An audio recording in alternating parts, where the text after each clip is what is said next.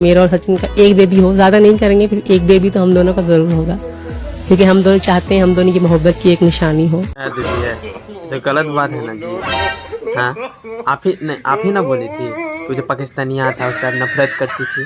ने बोली थी कि ना बोली थी। नफरत के लिए आपको 4 गो निशानी है और जो मोहब्बत का एगो निशानी ये तो सरासर नाइंसाफी है ना दीदी। नफरत के टाइम पे हम दो हमारे 4 और मोहब्बत के टाइम पे हम दो हमारे 1। बताइए, बोलिए। इधर शिद्दत से आप नफरत करने में लगी हैं, मोहब्बत का तो लप्पू सचिन का आप मौका ही नहीं दे रही हैं। ये उम्मीद ना था दीदी आपसे।